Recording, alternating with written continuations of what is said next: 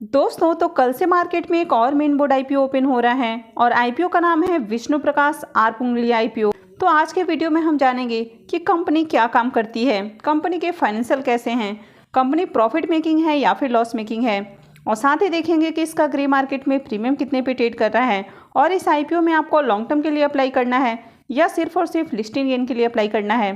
तो चलिए वीडियो को शुरू करते हैं। लेकिन अगर आपने चैनल अब तक सब्सक्राइब नहीं किया है तो चैनल को सब्सक्राइब कर लें और साथ में वीडियो को भी लाइक कर दें।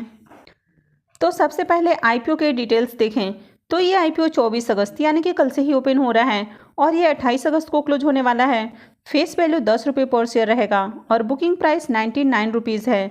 लॉट साइज 150 शेयर्स का है। आईपीओ के इशू साइज की बात करें तो आईपीओ 308.88 करोड़ का है, यानी कि ये भी काफ़ी छोटा आईपीओ है और ये पूरा का पूरा फ्रेश इशू का आईपीओ है। इस आईपीओ में एम्प्लॉइज़ के लिए 9 रुपीज़ पर शेयर डिस्काउंट रखा गया है और ये एक मेन बोर्ड आईपीओ है, तो कंपनी बीएससी और एनएससी पे लिस्ट होने वाली है। तो विष्णु प्रकाश आर पुंगली आईपीओ की बात करें तो इस आईपीओ में क्यूआईबीज के लिए 50% का रिजर्वेशन रखा गया है, एचएनआईज के लिए 15% और रिटेलर्स के लिए 35% का पोर्शन दिया गया है। तो चलिए अब कंपनी के बारे में जान लेते हैं कि कंपनी क्या काम करती है और उसके बाद कंपनी के फाइनेंशियल देखेंगे। तो कंपनी के बारे में बात करें तो कंपनी 1986 में इनकॉर्पोरेट हुई है, यानी कि ये कंपनी बहुत ही पुरानी और एक्सपीरियंस्ड कंपनी है। तो ये कंपनी सेंट्रल और स्टेट गवर्नमेंट, साथ ही ऑटोनोमस बॉडीज़ और प्राइवेट बॉडीज़, तो इनके जितने भी कॉन्ट्रैक्ट होते हैं तो वो कॉन्ट्रैक्ट लेती है। तो कंपनी डिज़ाइनिंग और कंस्ट्रक्शन का काम करती है, यानी कि इंफ्रास्ट्रक्चर प्रोजेक्ट पे काम करती है। तो अब तक बात करें तो अब तक कंपनी इंडिया के 9 स्टेट और एक यूनियन टेरिटरीज में काम कर रही है। तो बेसिकली कंपनी का जो काम हमें देखने को मिल रहा है उसको 4 कैटेगरी में डिवाइड किया जा सकता है। तो पहला है वाटर सप्लाई प्रोजेक्ट, दूसरा है रेलवे प्रोजेक्ट, तीसरा है रोड प्रोजेक्ट और चौथा है इरिगेशन नेटवर्क प्रोजेक्ट। तो कंपनी वाटर सप्लाई का टेंडर लेती है, इसके साथ ही जो रेलवे प्रोजेक्ट होते हैं यानी कि गवर्नमेंट की ओर से जितने भी रेलवे प्रोजेक्ट वगैरह देखने को मिलते हैं तो उनमें कॉन्ट्रैक्ट लेती है। इसके अलावा रोड प्रोजेक्ट का कॉन्ट्रैक्ट लेती है, इसके साथ ही इरिगेशन नेटवर्क प्रोजेक्ट पे भी काम करती है। तो कंपनी अब तक काफ़ी सारे गवर्नमेंट और प्राइवेट प्रोजेक्ट ले चुकी है और साथ ही कंपनी को बहुत सारे जो डिपार्टमेंट और एजेंसियां हैं वहां से भी एज अ कॉन्ट्रैक्टर उनको मान्यता मिल चुका है। तो आई होप कि आपको कंपनी का काम समझ में आ गया होगा। तो कंपनी डिज़ाइनिंग और कंस्ट्रक्शन का काम करती है। तो जितने भी गवर्नमेंट सेक्टर के बड़े बड़े प्रोजेक्ट होते हैं जो कि वाटर सप्लाई के प्रोजेक्ट हैं, रेलवे के प्रोजेक्ट हैं या फिर रोड कंस्ट्रक्शन और इरिगेशन के प्रोजेक्ट होते हैं, तो कंपनी उनका कॉन्ट्रैक्ट लेती है और उन काम को पूरा करके देती है। तो चलिए अब कंपनी के फाइनेंशियल देख लेते हैं कि कंपनी प्रॉफिटेबल है या फिर लॉस मेकिंग है। तो कंपनी के फाइनेंशियल देखें तो यहाँ पर हमें 3 सालों का कंप्लीट फाइनेंशियल देखने को मिल रहा है। तो सबसे पहले अगर एसेट की बात करें तो इसके एसेट में ईयर ऑन ईयर हमें काफ़ी अच्छी ग्रोथ देखने को मिल रही है। कंपनी के रेवेन्यू की बात करें तो साल दर साल इसका रेवेन्यू भी बढ़ती हुई देखने को मिल रहा है। कंपनी के प्रॉफिट आफ्टर टैक्स देखें तो 2020 में कंपनी का जो प्रॉफिट है वो हमें 19 करोड़ देखने को मिल रहा है। 2021 में बढ़ के ये करीब 45 करोड़ हो जाता है और 2022 में इसका जो प्रॉफिट है वो हमें 90 करोड़ से भी ज़्यादा देखने को मिल रहा है। तो अगर ईयर ऑन ईयर बात करें तो इसके जो प्रॉफिट हैं वो हमें डबल से भी ज़्यादा होते हुए देखने को मिल रहे हैं। तो हर साल इसका जो प्रॉफिट है वो 2 गुना से ज़्यादा हो जा रहा है। तो कंपनी काफ़ी बढ़िया प्रॉफिट बना रही है। कंपनी के नेटवर्थ को देखें तो यहाँ भी काफ़ी अच्छी ग्रोथ देखने को मिल रही है। कंपनी के रिजर्व एंड सरप्लस देखें तो साल दर साल इसका जो रिजर्व है वो भी हमें बढ़ते हुए देखने को मिल रहा है। अब कंपनी के ऊपर बोरोइंग्स को देखें तो कंपनी का जो डेट है वो भी कंटिन्यू हमें इंक्रीज होते हुए देखने को मिल रहा है और करंट में कंपनी के ऊपर 250 करोड़ से ज़्यादा का डेट देखने को मिल रहा है। तो अगर इस कंपनी के बिजनेस की बात करें तो ये जो कंपनी है ये कंस्ट्रक्शन का काम करती है, यानी कि इंफ्रास्ट्रक्चर प्रोजेक्ट पे काम करती है। तो इस तरह की कंपनियों को काफ़ी हैवी मशीनरीज और इक्विपमेंट लेने होते हैं, जैसे कि बंचिंग प्लांट हो गया, रोड रोलर हो गया, इसके अलावा जेसीबी वगैरह हो गया। तो इस तरह की कंपनियों को काफ़ी हैवी मशीनरी वगैरह लेने की ज़रूरत होती है।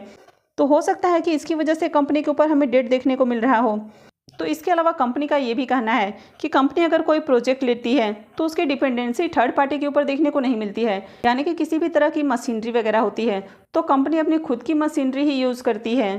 तो यहाँ पर भी इसकी अगर डेट को छोड़ दिया जाए तो इसका जो ओवरऑल फाइनेंशियल है वो काफ़ी अच्छा हमें देखने को मिल रहा है। हालांकि इस तरह की कंपनियों में जनरली हमें डेट देखने को मिल ही जाता है और कंपनी आईपीओ से जो फंड रेज करने वाली है तो उससे अपने कर्ज का भी भुगतान नहीं करने वाली है, बल्कि उससे कुछ इक्विपमेंट और मशीनरी वगैरह परचेस करने वाली है।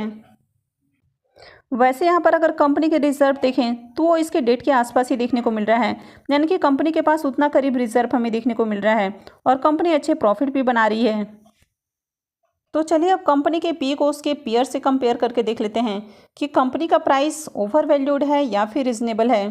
पर अगर कंपनी के इनकम देखें तो हमें 1171 करोड़ देखने को मिल रहा है और इसका जो पी मल्टीपल है वो 9.51 हमें देखने को मिल रहा है। इसके साथ ही रिटर्न ऑन नेटवर्थ 38.31% हमें देखने को मिल रहा है, जो कि काफ़ी अट्रैक्टिव है। अगर आप पीएनसी इंफ्राटेक के देखें तो हालांकि इनका जो इनकम है वो हमें ज़्यादा देखने को मिल रहा है, लेकिन अगर इसके पी की बात करें तो इसका पी भी ज़्यादा है। वहीं पर अगर इसके रिटर्न ऑन नेटवर्थ देखें तो ये हमें कम देखने को मिल रहा है। वहीं पर अगर एचजी इंफ्रा की बात करें तो इसका भी इनकम ज़्यादा है और इस साथ में इसका जो पी है वो भी ज़्यादा देखने को मिल रहा है। इसके अलावा बाकी के कंपनियों की भी बात करें तो उनका इनकम ज़्यादा देखने को मिल रहा है, साथ में उनका जो पी मल्टीपल है वो भी हमें ज़्यादा देखने को मिल रहा है। तो अगर आप रेल विकास निगम की बात करें तो इसका इनकम काफ़ी ज़्यादा देखने को मिल रहा है और इसका जो पी मल्टीपल है वो 18.22 का देखने को मिल रहा है। तो अगर ओवरऑल बात करें तो कंपनी अपना आईपीओ 9.51 के पी पर लेकर आ रही है। तो यहाँ पर जितनी भी कंपनियाँ देखने को मिल रही है तो उसके मुकाबले इस कंपनी का इनकम भी हमें कम देखने को मिल रहा है और साथ ही इसका जो पी है वो भी हमें कम देखने को मिल रहा है, यानी कि कंपनी ओवर वैल्यूड प्राइस पर अपना आईपीओ लेकर नहीं आ रही है। कंपनी का जो प्राइस है वो हमें रिजनेबल देखने को मिल रहा है। तो आगे इसमें ग्रोथ की अच्छी अपॉर्चुनिटी है, तो इस आईपीओ से आपको लिस्टिंग गेन भी मिलने वाला है। साथ ही अगर आप इसको लॉन्ग टर्म होल्ड करके रखते हैं तो भी आपको अच्छा प्रॉफिट देखने को मिल सकता है। तो आईपीओ के इंपॉर्टेंट टाइम टेबल को देखें तो आईपीओ 24 अगस्त यानी कि कल से ही ओपन हो रहा है और यह 28 अगस्त को क्लोज होने वाला है। आईपीओ का अलॉटमेंट डेट 31 अगस्त रहने वाला है। रिफंड डेट 1 सितंबर होगा। आईपीओ का क्रेडिट डेट 4 सितंबर होने वाला है और लिस्टिंग 5 सितंबर को होगी।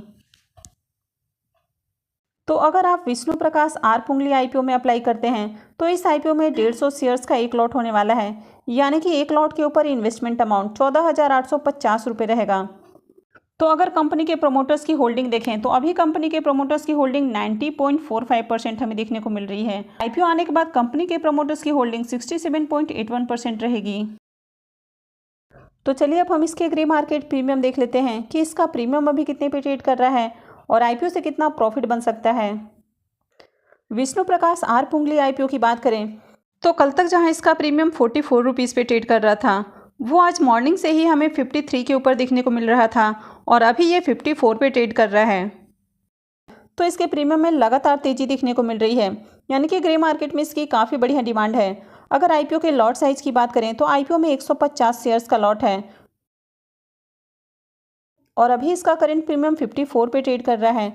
तो इसका मतलब है कि इस आईपीओ से 8,100 रुपये करीब आपको एक लॉट के ऊपर प्रॉफिट देखने को मिल सकता है। तो इस आईपीओ से आपको 54% करीब लिस्टिंग गेन देखने को मिल सकता है।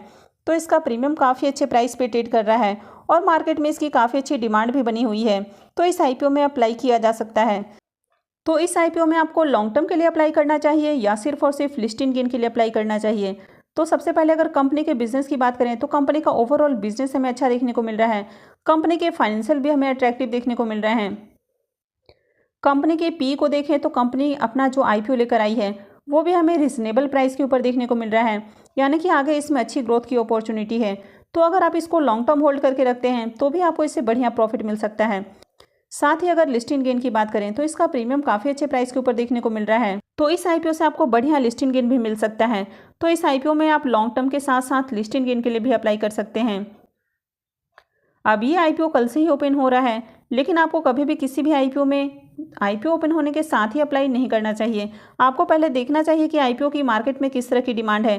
क्या आईपीओ ओपन होने के बाद अच्छे सब्सक्रिप्शन आ रहे हैं, क्या ओवरऑल मार्केट में उसमें डिमांड है, और उसके बाद क्या ग्रे मार्केट में भी इसके प्रीमियम में आपको तेजी देखने को मिलती है या फिर नहीं मिलती है, और उसके बाद आपको आईपीओ में अप्लाई करना है। तो आई होप कि आपको ये जानकारी अच्छी लगी होगी। तो अगर आपने वीडियो अब तक लाइक नहीं किया है तो वीडियो को लाइक कर दें, और वीडियो को अंत तक देखने के लिए आप सबका बहुत बहुत धन्यवाद।